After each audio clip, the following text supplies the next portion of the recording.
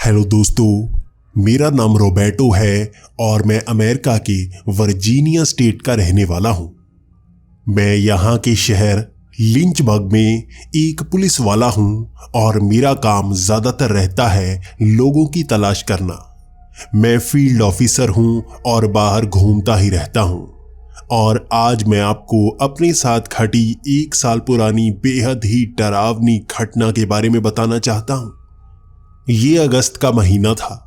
हमेशा की तरह मैं इस बार भी राउंड पर जाया करता था, लेकिन एक खबर ने हमारे इस शहर को हिलाकर रख दिया था। एक बच्चा स्कूल से गायब हो गया था और किसी को वो मिल नहीं रहा था। स्कूल के पीछे से ही जंगल शुरू होते हैं और यहाँ जंगल में उसे जाते हुए देखा गया था। मेरा काम था उसे ढूंढना और पूरा दिन हम अपनी पूरी टीम को लेकर जंगल में घूमते रहे, लेकिन वो बच्चा मिल नहीं रहा था। किसी का कहना था कि उसे अगवा कर लिया गया है, तो किसी ने कहा था कि उसे किडनैप करके फिरौती मांगी जाएगी। 4 दिन लग गए थे हमें उसे ढूंढते ढूंढते, लेकिन वो मिल नहीं रहा था, ना ही किसी की कॉल आई थी। हमने स्कूल में भी पूछताछ कर ली थी, उसके दोस्तों से भी पूछना शुरू कर दिया था। हर किसी का यही कहना था कि उसे बाहर जाते हुए तो देखा गया था जंगल के करीब, लेकिन उसके बाद वो कहां गया किसी को नहीं पता था। हमें डर था कोई उसे मार ना दे और 4 दिन तक वो जंगल में भटक कर खुद भी तो मर सकता है। कोई जानवर उसे शिकार भी बना सकता है।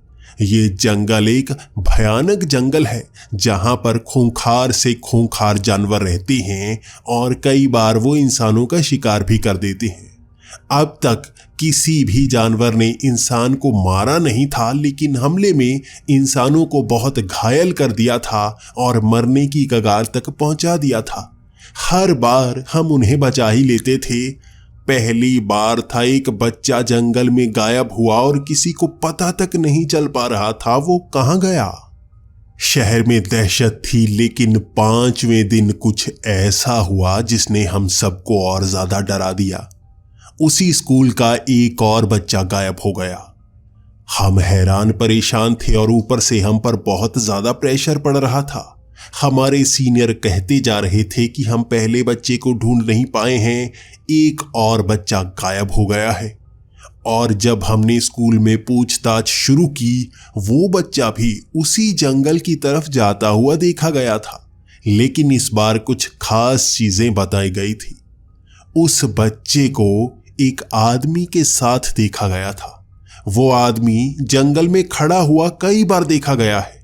उसके लंबे लंबे बाल हैं जो उसने चेहरे की तरफ किए होते थे।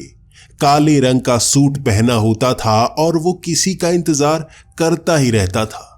कुछ बच्चों का कहना था कि वो उन्हें दिखाई देता था, जबकि कुछ बच्चे कहते थे कि वहां उन्हें कोई दिखाई नहीं दिया था। वो इस तरह से किसी ना किसी का इंतजार करता और स्कूल में से 2 बच्चे उसके पीछे पीछे चलते हुए गायब हो चुके थे। ये दूसरा बच्चा था। इसके गायब होने के बाद जब स्कूल में दहशत हुई तो कई बच्चों ने इस तरह की कहानियां सुनाकर हमें अपनी घटनाओं के बारे में बताना शुरू किया। पहले बच्चे डर रहे थे कि उन्हें पागल कहा जाएगा, लेकिन जब स्कूल में दूसरा बच्चा भी गायब हो गया तब हमें बताया गया कि इस तरह से काले सूट वाला जो किसी को नजर आता है किसी को नहीं नजर आता, वो इंतजार करता है और बच्चों को अपने साथ ले जाता है। ये कोई सीरियल किलर हो सकता है जो जंगल में बच्चों को ले जाकर उन्हें मार देता हो। अब हमें जंगल में सर्च एंड रेस्क्यू ऑपरेशन करना होगा और उन बच्चों को ढूंढना होगा। समय बीतता जा रहा था। पहले बच्चे को गुम हुए 5 दिन हो गए थे और दूसरा बच्चा भी दोपहर तक नहीं मिला था। जंगल में तफ्तीश शुरू हो गई थी, लेकिन इतने घने जंगल में हर कोने तक पहुंचना नामुमकिन के समान था। हम अलग अलग टीम बनाकर उस जंगल के हर कोने में ढूंढने की कोशिश करते रहे, लेकिन हमें कोई दिख नहीं रहा था। उसके बाद ये 6ठा दिन था। एक और बच्चा उस स्कूल से गायब हो गया। इस घटना के बाद 6ठे दिन ही स्कूल को दोपहर को ही बंद कर दिया गया था। दोपहर के वक्त वो काले सूट वाला आदमी कई लोगों को नजर आया था। स्कूल में थोड़ी सी भगदड़ मची थी। हर किसी को बताया गया था वहां उसे देखा गया है और पुलिस को कॉल लगाई गई थी, लेकिन इतने बीच ही एक बच्चा चलता हुआ जैसे उसके पास पहुंचा, उसकी उंगली पकड़ी और उसी के साथ जंगल की तरफ हो लिया। हमारे पास समय कम था क्योंकि वो आदमी उस बच्चे को लेकर ज्यादा दूर तक नहीं गया होगा। हम जंगल के अंदर पहुंच गए थे। हमें जो भी हथियार मिले थे वो हथियार लेकर हम जंगल के अंदर थे और तभी शाम के 5 बजे बारिश शुरू हो गई।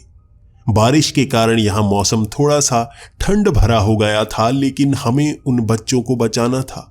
पता नहीं वो उन्हें कहाँ पर ले जा रहा होगा। हमें इसका पता लगाना था और टीम बंटने के कारण मैं 3 लोगों के साथ था। हम 4 की टीम आवाजें लगाते हुए उस बारिश में पेड़ों को पार करते हुए दूर दूर तक देखने की कोशिश कर रहे थे।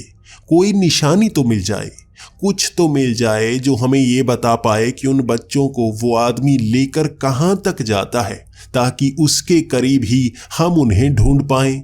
लेकिन ऐसा सबूत भी हमें नहीं मिल रहा था। आज इस तीसरे बच्चे ने तो शहर में दहशत मचा दी थी। हर स्कूल को बंद कर दिया गया था और इस स्कूल का प्रिंसिपल भी कह रहा था वो तब तक इस स्कूल को खोलेगा नहीं जब तक उन बच्चों को ढूंढा नहीं जाता। धीरे धीरे वो शैतान हर बच्चे को ले जा सकता है।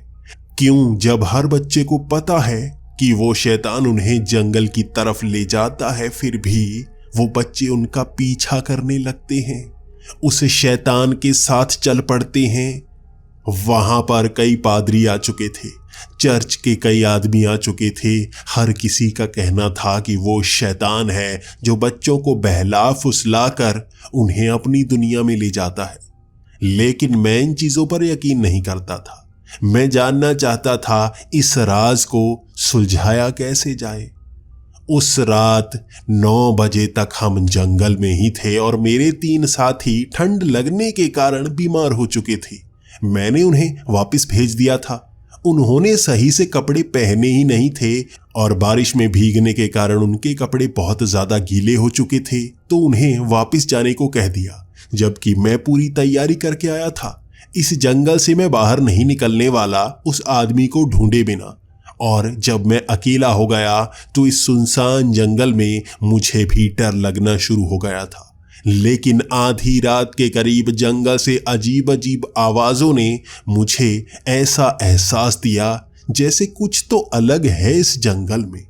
हमेशा से इस जंगल की कहानियां सुनाई जाती थी, लेकिन इससे पहले ऐसी घटनाएं होती ही नहीं थी। अचानक क्यों कोई ऐसा आदमी इस जंगल में आ गया जो बच्चों को बहला फुसलाकर उसके अंदर ले जाना शुरू हो गया। जंगल से एक तरफ आवाजें आ रही थी और मैं उन आवाजों का पीछा करने लगा।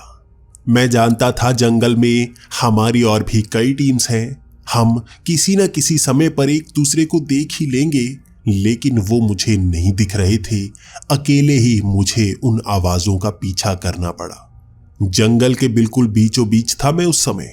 मुझे एक पानी का तालाब नजर आया जिसके चारों तरफ पेड़ ही पेड़ लगे हुए थे। सामने एक मैदान था और एक लकड़ी का घर बना हुआ था। ये बहुत ही पुराना सा घर लग रहा था, लेकिन फिर भी पानी की बूंदें उस घर के ऊपर ऐसे लग रही थी जैसे मोती की तरह चमक रही हों। जैसे जैसे मैं उस घर के पास जाता जा रहा था, मुझे वो आवाजें अपने नजदीक महसूस हो रही थी। तभी मैंने एक तरफ देखा। मेरे होश उड़ चुके थे जो मैं अपनी आंखों के सामने देख रहा था। 3 बच्चे आग के एक तरफ बैठे हुए थे और बारिश के बिल्कुल बीचों बीच लकड़ियों में आग लगाकर वो कुछ कर रहा था। मैंने उस काले कपड़े वाले को पहली बार देखा था और उसे देखकर ऐसा लग रहा था जैसे मैंने पहले भी इसे कहीं पर तो देखा है।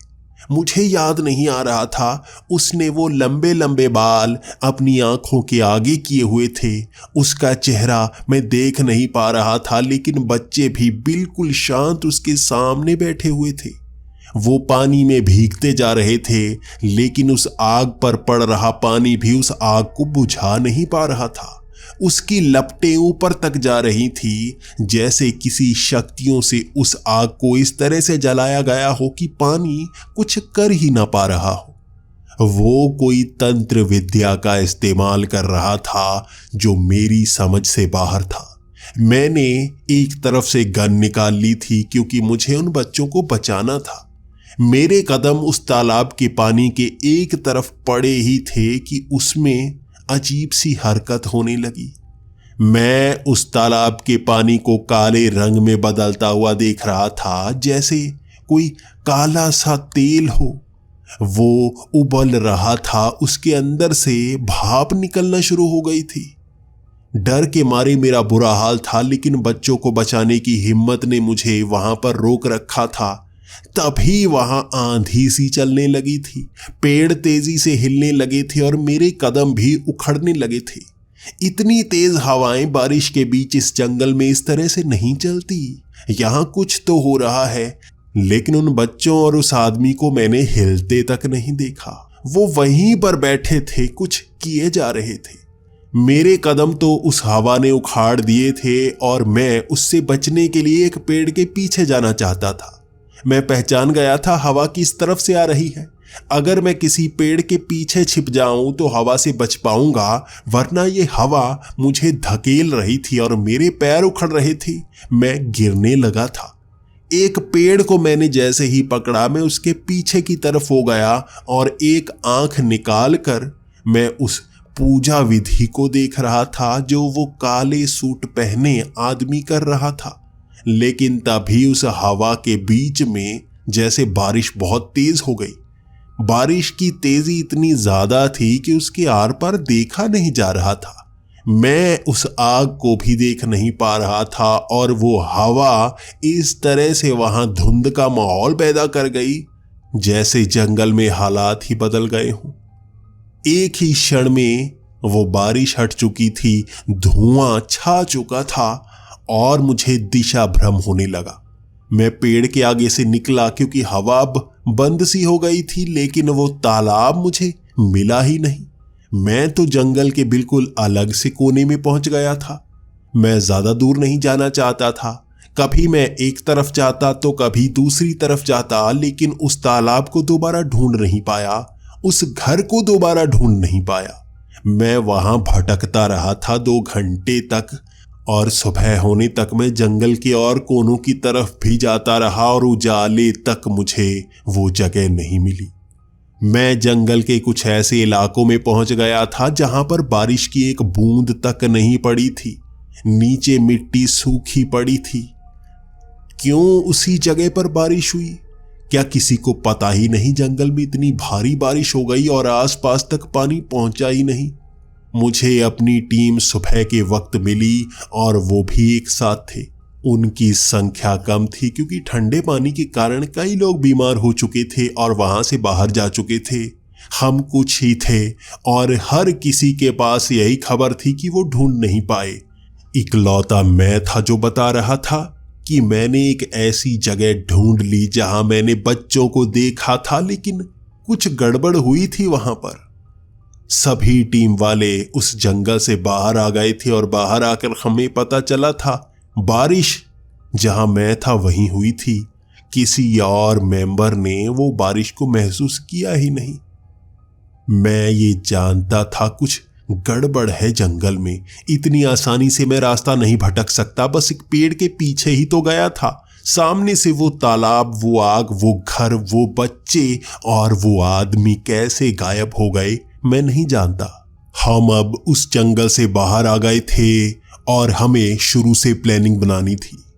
यहां पर कुछ न कुछ तो गड़बड़ चल रही है जिसका पर्दाफाश करना ही पड़ेगा। दोबारा दोपहर के वक्त हम उसी जंगल के उसी जगह पर जाने की कोशिश करते रहे, लेकिन वैसा तालाब कोई ढूंढ नहीं पा रहा था। हमने मार्किंग की हुई थी उस जगह की, लेकिन वहां पर कोई तालाब मौजूद था ही नहीं। ऊपर से सैटेलाइट इमेजिंग भी की गई और वहां पर किसी तालाब को ढूंढा नहीं जा पाया। वो खुला सा इलाका था, लकड़ी का एक घर बना हुआ था, लेकिन वैसी जगह अगर जंगल में मौजूद नहीं है तो मुझे कैसे नजर आई थी? हम शाम के 6 बजे ही वापस आ चुके थे और अब भी हम उन 3 लड़कों को ढूंढ नहीं पा रहे थे। आज हमें एक और काम करना होगा। हमें इस जंगल का इतिहास दोबारा से खंगालना होगा। इतिहास में पहले भी ऐसी घटनाएं हुई होंगी या कुछ और हुआ होगा, या उस आदमी के बारे में कोई ना कोई तो जानता होगा। क्या वो किसी अजीब सी शक्ति का इस्तेमाल तो नहीं कर रहा? हर जानकारी को पाने के लिए हम पास की ही लाइब्रेरी में पहुंच चुके थे। उस लाइब्रेरी में यहाँ घटी सारी पुरानी घटनाओं का रिकॉर्ड रखा गया था और उसे खंगालते खंगालते रात के 11 बज गए थे और तब हमारे सामने 25 साल पहले घटी ऐसी ही घटनाओं के बारे में बताया गया था।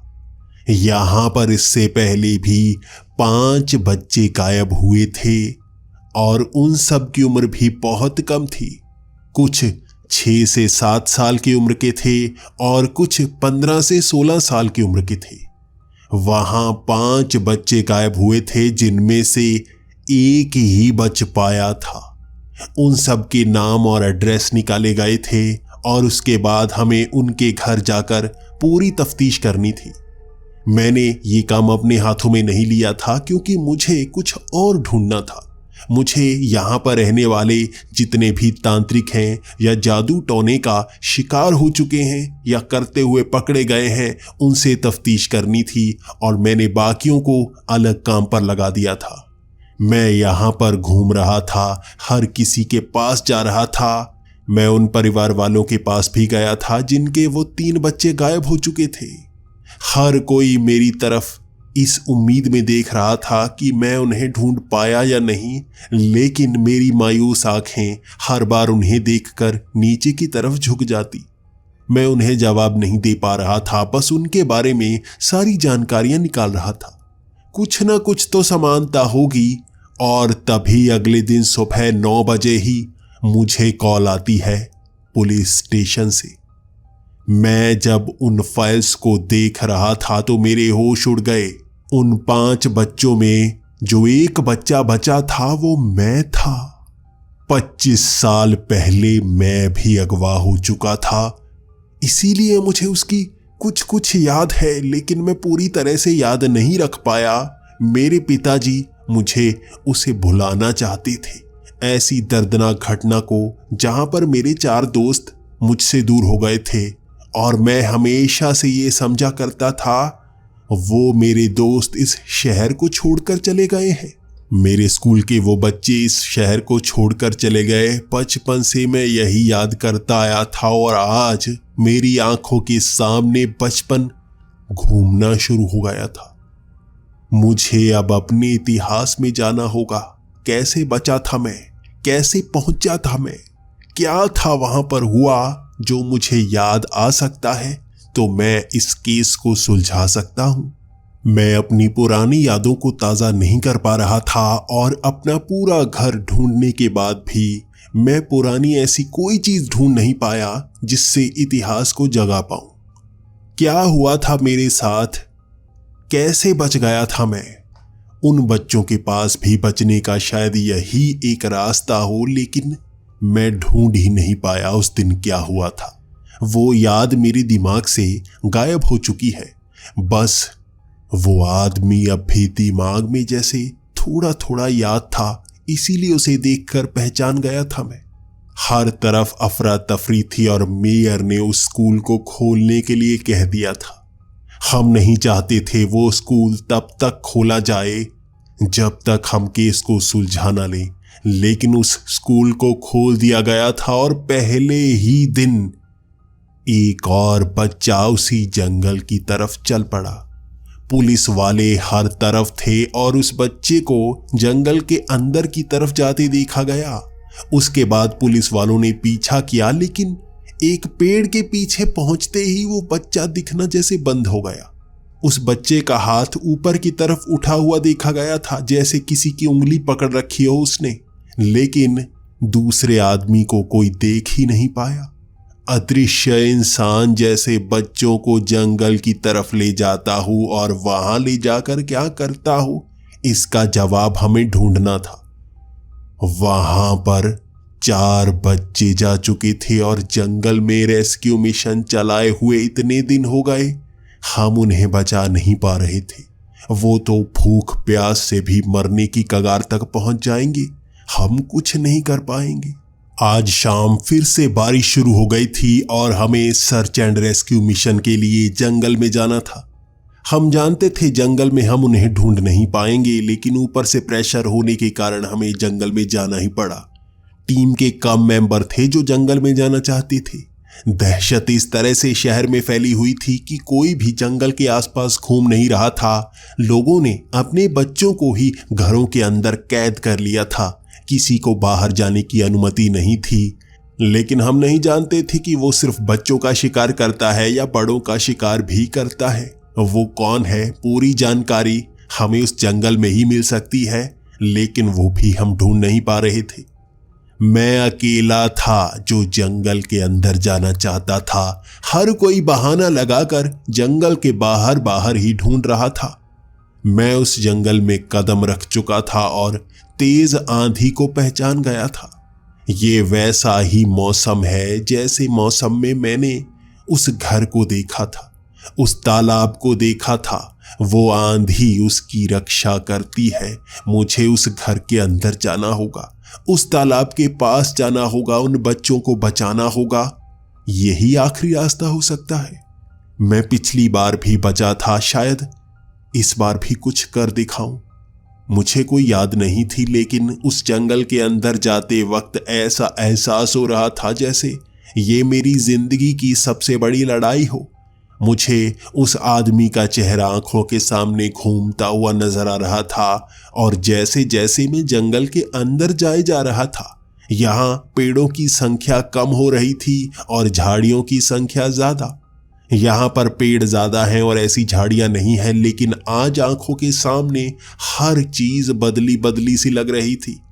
आसमान में चांद निकला हुआ था, एक भी बादल नहीं था, लेकिन बारिश ऐसे हो रही थी जैसे चारों तरफ बादल घिर चुके हों। वो बारिश की बूंदें जैसे टकरा रही थी गोलियों की तरह, शरीर पर दर्द कर रही थी। वो आंधी के कारण उनकी रफ्तार इतनी तेज थी कि चेहरे से टकराते ही दर्द का एहसास सा होता। कभी कभी नीचे की तरफ बैठना पड़ता क्योंकि दर्द असहनीय सा हो जाता। पेड़ों के आगे से निकलते वक्त मुझे ऐसा लग रहा था यहाँ रास्ते बनाए गए हैं। बारिश में ये रास्ते साफ दिख रहे थे। कुछ जगह पर बारिश होती और कुछ रास्ते के बीच में जैसे बिल्कुल बारिश नहीं होती, अंदर जाने का रास्ता हो जैसे, और मैं उसी के सहारे आगे बढ़े जा रहा था। यहाँ आगे पहुंचकर पेड़ भी बहुत अजीब से थे।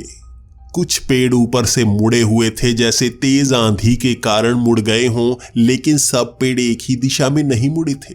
कुछ पेड़ अलग दिशा में मुड़े हुए थे तो कुछ पेड़ अलग दिशा में मुड़े हुए थे। इसे देखकर डरावना सा एहसास हो रहा था। ऐसा लग रहा था ये पेड़ों की गुफा हो। पेड़ों के बीच से निकलकर जाते वक्त वहां चांद की रोशनी भी नहीं पहुंच पा रही थी, लेकिन बारिश से भी बचाव महसूस हो रहा था। आगे मैं बढ़ता गया और ये रास्ता अलग सा था। मैं जंगल में कई बार घूम चुका हूं। ऐसा कोई इलाका नहीं है जहां पर सपाट मैदान है और नीचे घास के रास्ते बने हुए हैं। सड़क के वो पेंट के निशान मिट्टी के ऊपर बने हुए थे और आसपास कई झंडे लगे हुए थे। वहां पर बिखरे पड़े कई कद्दू, वहां पर कई सब्जियां इस तरह से गिरी हुई थी और सड़ी हुई बदबू ले जा रही थी जैसे यहां पर कोई सब्जी मंडी लगी हो। लेकिन जब कुछ लोगों की आवाजें पेड़ों के पास से आने लगी तो मुझे खुशी हुई। शायद कुछ और लोग हैं जो जंगल के अंदर उन बच्चों को ढूंढने के लिए आए हुए हैं। वो आवाजें ही सुनाई दे रही थी, लोग नजर ही नहीं आ रहे थे। पेड़ों के आसपास में घूमता रहा, वो आवाज का पीछा करता रहा, लेकिन कोई नहीं दिखा। वो बारिश की बूंदें कभी कभी बहुत तेज हो जाती, वो आंधी के कारण सुनाई देना बंद हो जाता और कभी कभी वो बारिश इस तरह से बंद हो जाती जैसे बटन दबाते ही बिल्कुल पूरी तरह से शांत हो गई। मुझे डर लग रहा था, कदम मेरे रुकना चाहते थे, लेकिन मैं अपना वचन देकर आया था। पुलिस में काम करता हूं और लोगों की जिंदगी बचाना ही हमारा काम होता है, भले ही हमारी जिंदगी बचे ना बचे। बड़ी मुश्किल से एक जगह मैंने ढूंढ ही ली। वो तालाब का पानी एक तरफ एक छोटी सी नदी बनकर बाहर की तरफ निकल रहा था, जिसका पीछा करते करते मैं उस तालाब तक पहुंच गया। वहां बादल घिरे हुए थे, चांद की रोशनी नीचे तक नहीं पहुंच रही थी, लेकिन फिर भी उस आग की रोशनी के कारण चारों तरफ देखा जा सकता था। आंधी इतनी तेज थी कि आंखें खुलने का नाम नहीं ले रही थी, लेकिन उस आग को हिला तक नहीं रही थी। बारिश इतनी तेज थी कि वहां देखना मुश्किल हो रहा था, लेकिन उस आग को बुझा नहीं रही थी। जैसे ही उस पेड़ के मैं आगे निकला, मेरे पैर उखड़ रहे थे, लेकिन मैं फिर भी तालाब को पार करने की कोशिश करता रहा। मैं जानना चाहता था उस आग के पास कोई असर क्यों नहीं हो रहा, लेकिन उस तालाब को पार करते ही जैसे ही मैं उस आग के करीब पहुंचा, मैंने देखा वहां तो आंधी बिल्कुल नहीं थी, बारिश बिल्कुल नहीं थी। ये आंखों का भ्रम था जो उस जंगल के आसपास महसूस हो रहा था, और यहां पर तो हवा बिल्कुल खड़ी हुई थी, बिल्कुल कुछ नहीं था। और वो 4 बच्चे आग के एक तरफ बैठे हुए थे।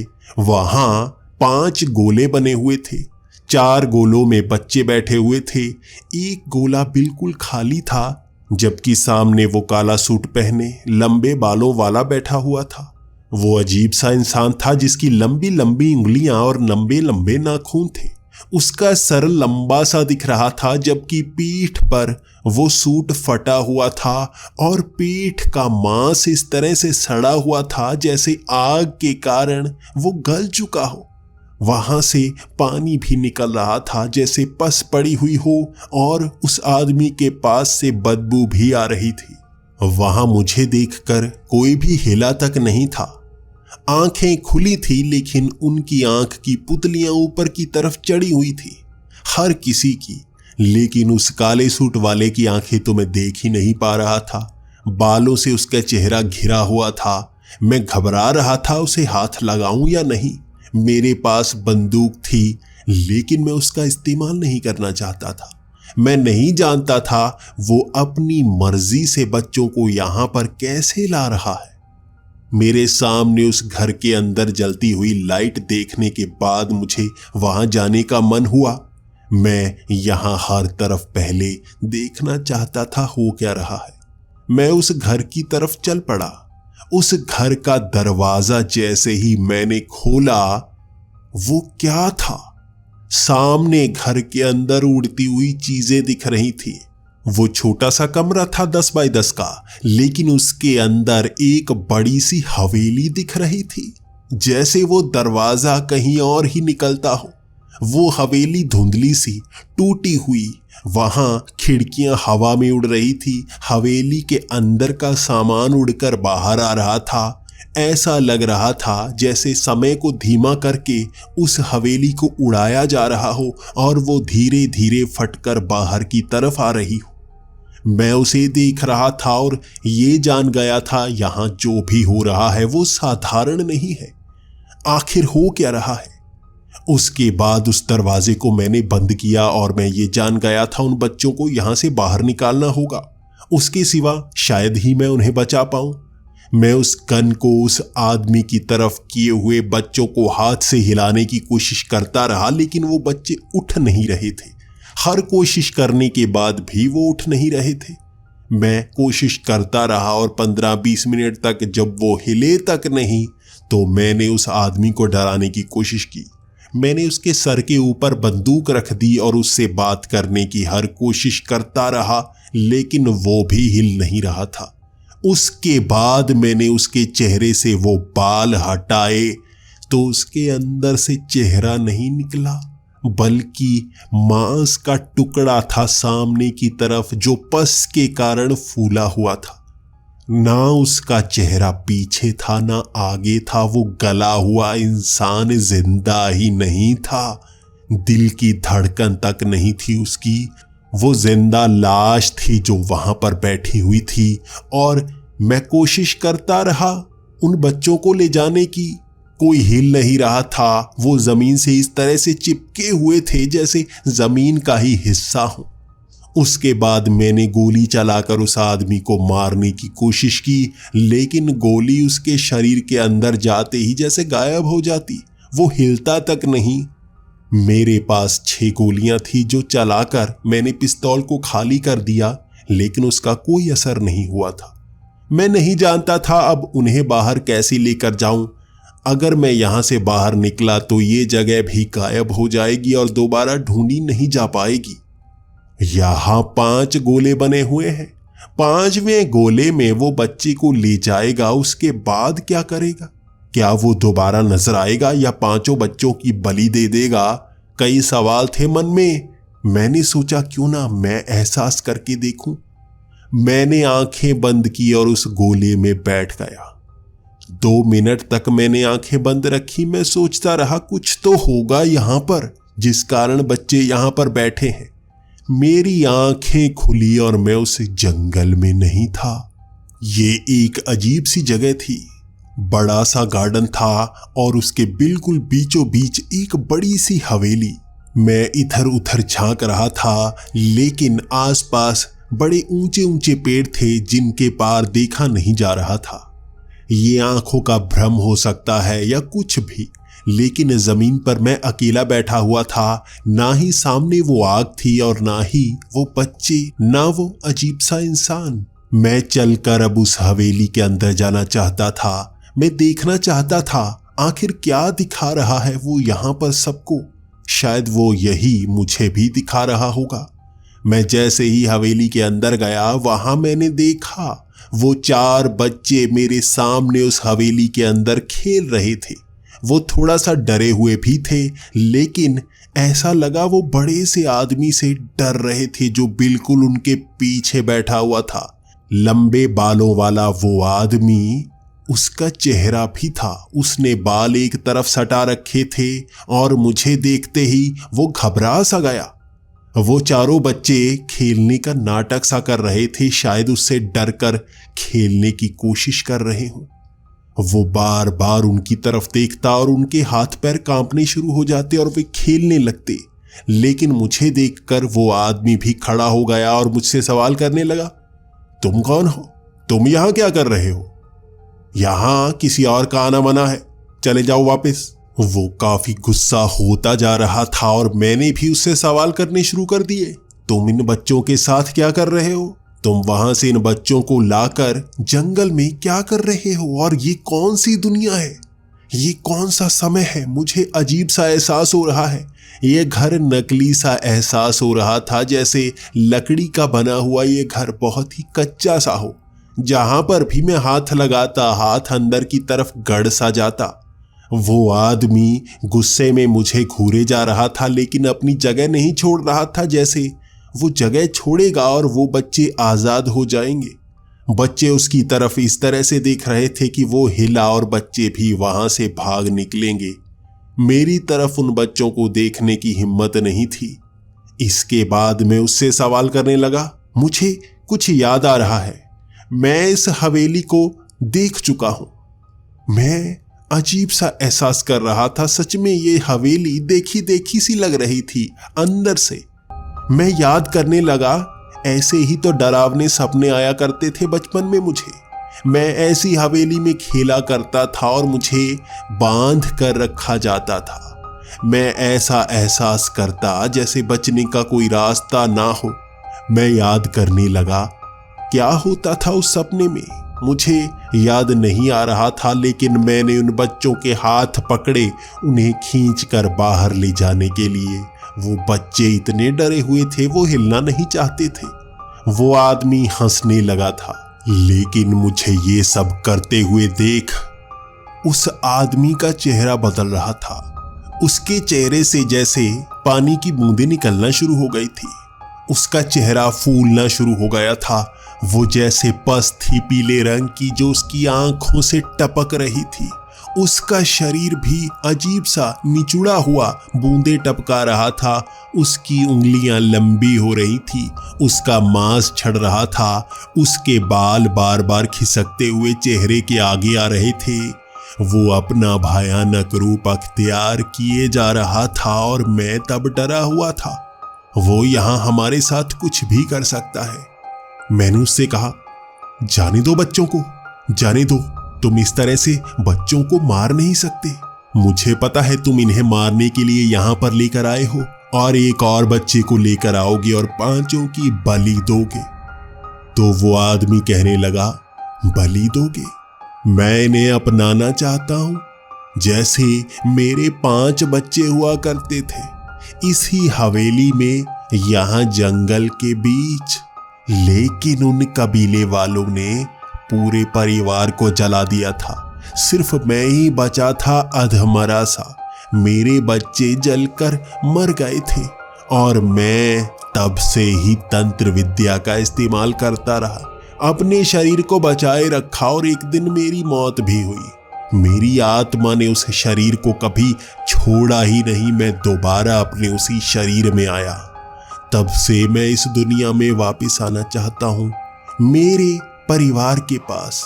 मेरे 5 बच्चे थे, मैं उनके साथ ही जीना चाहता हूँ। मैं उस शहर से 5 बच्चे यहाँ पर लाकर अपनी इस दुनिया में हमेशा के लिए जीऊंगा। मुझे कोई नहीं रोक पाएगा। तब मुझे नहीं पता मैंने कैसे ये शब्द कह दिए। मैंने कहा, मैंने पहले भी रोका था, मैं अब भी रोकूंगा। तुम इन्हें मार नहीं पाओगे। तभी उस आदमी के बाल पीछे हटे और वो फिर से साधारण से शरीर में आ गया। तुम वही हो? तुम ही थे जो पिछली बार मेरा काम होने नहीं दे रहे थे। तुम्हें मैं पहचान गया। दोबारा क्यों आए हो? मैंने तुम्हें जाने दिया था तो वापस क्यों आए हो? मुझे मेरा काम करने दो। पिछली बार भी तुम्हें यहां पर लाकर मैंने गलती कर दी थी। तुम्हारे कारण वो बच्चे मरे थे। अगर तुम इस घर को ना जलाते तो वो बच्चे मेरे साथ रहते। मैंने उसके शब्दों में वो बात निकाल ली थी जो मेरे काम की थी। पिछली बार मैं इस घर को जलाकर यहां से बचकर निकला था। यही रास्ता था और मेरे सपनों में भी यही आता था। बच्चों की चीखें, जलते हुए घर में बच्चों की चीखें और एक आदमी की तेज तेज चीख, यही तो मेरे सपने में आता था, जिसे सुनकर मैं उठ जाया करता था। माँ कहती थी, ये बस तेरा सपना है। मुझे हमेशा वो सच लगा करता था। धीरे धीरे समय के साथ भूला था मैं। आज आंखों के सामने वो सपना फिर से जिंदा हो गया था। वो आदमी अपने भयानक रूप में आ गया था। वो हवा में उड़ रहा था। उसके शरीर के जो कपड़े थे वो राख बनकर नीचे गिर रहे थे और वो बच्चे जमीन में धंस रहे थे। आधे शरीर जमीन में जा चुके थे और मैं ये जान नहीं पा रहा था क्या करूं। मैं तो भागकर घर से बाहर पहुंच जाऊंगा, इस घर को जला दूंगा, शायद तब मैं बाहर आ पाऊं। लेकिन इन बच्चों को कैसे बचाऊंगा? क्या गलती की थी मैंने पिछली बार जो सब मर गए थे, सिर्फ मैं बचा था। वो सामने जल रही चिमनी में से मैंने एक लकड़ी निकाल ली थी। उस लकड़ी से उसी घर को जलाया था मैंने अपने सपने में, या कहूं अपने इतिहास में। मैं दोबारा ऐसा कर सकता था, लेकिन फिर से ये 4 बच्चों की बलि दी जाती। ये उन्हें बचा ना पाता, मैं भी इन्हें बचा ना पाता। क्या करूं मैं देख रहा था सामने कुछ बर्तनों में पानी रखा हुआ था। कुछ बर्तन काफी ज्यादा पानी को रखे हुए एक तरफ थे, जिन्हें लुढ़का कर मैंने नीचे पानी ही पानी कर दिया था। मैं कोशिश कर रहा था सोचने की। मैं समय को और आगे ले जाना चाहता था। मुझे सोचने के लिए ज्यादा समय चाहिए था और वो शैतान घर का आकार बदल रहा था। घर के कमरों के दरवाजे हिलकर कभी ऊपर की तरफ चले जाते और मैं चढ़कर उन्हें पार नहीं कर सकता था। घर की दिशा बदल रही थी, खिड़कियां हिल रही थी, कभी कभी फर्श ऊपर चला जाता और मैं भागकर दीवार पर चलना शुरू कर देता। यहाँ हर चीज टूट रही थी, हवा में टूटकर जैसे बिखर रही थी। उसके बाद मैंने उस पानी से बच्चों को खींचकर बाहर निकालने की कोशिश की और पानी के कारण वो बाहर आ रहे थे। मैं किसी तरह एक एक करके उन बच्चों को बाहर खींच रहा था। वो शैतान वहां अपना रूप बड़ा किए जा रहा था। वो उस घर से पस की तरह चिपक रहा था। हर जगह घर की दीवारों से भी पस टपकना शुरू हो गई थी। बदबू ही बदबू थी उस घर में, और मैं बच्चों को खींचकर फर्श से निकाल रहा था जैसे वो उनके अंदर गड़ चुके थे। लेकिन फिर भी किसी तरह मैं चारों बच्चों को बाहर निकाल पाया था। उन बच्चों को जैसे सम्मोहित किया गया था, वो हिल नहीं रहे थे। मुझे घसीट घसीट कर उन्हें बाहर ले जाना पड़ा। उनकी आंखें तो ठीक थी, वो रो रहे थे, अपनी टांगें चला नहीं पा रहे थे, अपने शरीर को हिला नहीं पा रहे थे। एक एक करके उन पांचों बच्चों को मैं घर के बाहर ले आया था और उसके बाद उसी लकड़ी से मैं दीवारों को आग लगाने लगा। वो पस के कारण दीवारों को आग नहीं लग रही थी, भले ही वो लकड़ी की थी। हर कोशिश के बाद भी घर को आग नहीं लग रही थी जैसा पिछली बार लगी थी। मैं जान नहीं पा रहा था कैसे करूं अंत। इस घर को जलाए बिना मैं इस दुनिया से बाहर नहीं निकल पाऊंगा। बच्चों समेत हमेशा यहीं फंस जाऊंगा। लेकिन हर कोशिश के बाद आग न लगी तो मैं किचन की तरफ भागा। मैं याद करता रहा आग मैंने लगाई कैसे थी। किचन में रखी वो केरोसिन की बोतलें जैसे ही मैंने नीचे गिराई, घर से चीखने की आवाजें आने लगी। ये वो था जो इस घर से जुड़ा हुआ था, इसी घर को अपनी शक्ति की तरह इस्तेमाल कर रहा था। और यहाँ केरोसिन बिखरने के बाद वो जानता था आगे क्या होगा। केरोसिन को इस तरह से आग लग गई थी कि वो तेजी से फैल गई और दीवारों को भी लग गई। पस का पानी उन्हें रोक नहीं पा रहा था। लकड़ी की दीवारें इतनी तेजी से जल रही थी कि उन्हें रोका नहीं जा सकता था। चीखे ही चीखे, और बाहर वो चार बच्चे कहाँ गए मुझे नहीं पता था। मैं अब भी घर के अंदर था जिसकी दीवारों पर आग लग चुकी थी। बाहर निकलने का कोई रास्ता नहीं था। इस आग में मेरा शरीर भी झुलस रहा था। मैं खुद को बचा नहीं पा रहा था। बड़ी मुश्किल से एक खिड़की को तोड़कर मैं बाहर निकल पाया था। मेरे शरीर पर भी आग लगी हुई थी। शरीर के कई हिस्से जल चुके थे, लेकिन मैं उस घर के बाहर था। वो केरोसिन की बोतलें वहां पर क्यों रखी गई थी मैं समझ नहीं पाया। उसके बाद वो आग इतनी तेजी से बढ़ी कि वहां धमाके की आवाज हुई और वो घर टूटकर बिखर गया था। वहां पर वो झटका हमारी आंखें बंद करने के लिए काफी था। हमारी आंखें बंद हुई। हम उस घर के इतने करीब थे, महसूस हुआ कि हम भी उस धमाके में मर जाएंगे, लेकिन कुछ नहीं हुआ। आंखें खुली और हम उसी जगह पर थे जहां पर उन चार बच्चों को गोले में बिठाकर आग लगाई हुई थी। वहां ना तो आग थी ना वो गोले थे। हम सब जैसे होश में आ गए थे। वो तालाब का पानी सूख चुका था। वहां बिल्कुल बारिश नहीं थी और वो घर भी पीछे टूटा फूटा पड़ा था। मैं जान गया था जो एक कमरा मुझे दिखा था, वैसी ही बड़ी हवेली वहां पर मौजूद हुआ करती थी जो जलने के कारण वहां से जा चुकी थी। उन बच्चों को बाहर ले जाते समय मेरा झुलसा हुआ शरीर दर्द तो कर रहा था, लेकिन मन में तसल्ली थी। मैं बचा पाया था उन बच्चों को। उन बच्चों को मैं जैसे ही उस जंगल से बाहर लेकर आया, वहां हर तरफ ये बात आग की तरह फैल गई थी। मुझे एक सुपर हीरो की तरह दिखाया गया जिसका शरीर जल गया लेकिन बच्चों को बचा पाया। कुछ का कहना था कि वो शैतान है जंगल का, जो हमेशा यहाँ बच्चों को किडनैप करके अपने पास रखा करता था। 150 साल पहले उसने कई बच्चों को अगवा किया था और यहाँ पर लाकर अपने साथ रखा करता था। वो बहुत ही शोहरत वाला आदमी था जिसको कोई भी पसंद नहीं करता था। उसे जलाकर मारा गया था और उसके कारण वहां बच्चे भी जल गए थे, जिसके बारे में हर कोई बात नहीं करना चाहता। मैं खुश था, आखिर उसका अंत तो हुआ, लेकिन मन में एक शंका थी। पिछली बार भी तो जलाया था इस घर को, उसका अंत नहीं हुआ था। इस सवाल को मैं सुलझा नहीं पाया और जब उन बच्चों से मिलने तीसरे दिन में अस्पताल में गया था तो वो बता रहे थे कि इस तरह से वो उन्हें खींच कर वहां जंगल में ले जाता था। टांगे अपने आप चलती थी, अपने आप चलकर वो ऐसी जगह पहुंच जाते थे कि आग के सामने बैठ जाते थे। ना भूख लगती थी ना प्यास लगती थी।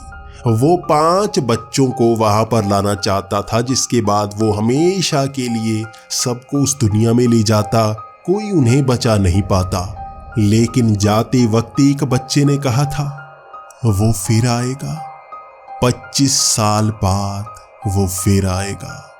उसका घर जल चुका है, उसका अंत नहीं हुआ है। वो 25 साल के लिए मरा है और 25 साल बाद फिर आएगा और बच्चों को लेने के लिए। यही उस जंगल का शाप है। जिन लोगों ने उन्हें जलाया था वो घर का शाप बनकर वहीं पर दफन हो गया और शैतान रूप लेकर वो 25 साल बाद फिर आएगा। मैं कई लोगों को ये बताने की कोशिश करता रहा, लेकिन पुलिस ने इस केस को दबा दिया। शैतान की बात को भुला दिया गया और इसके बारे में बात करना किसी को गवारा नहीं था। समय के साथ सब भूलते जाएंगे कि यहाँ ऐसी घटना भी हुई थी। 25 साल बाद हर कोई भूल जाएगा और मैं चाहता हूं तब भी मैं जिंदा रहूं यहाँ बच्चों को बचाने के लिए उस शैतान से। मुझे नहीं पता भविष्य में क्या होगा,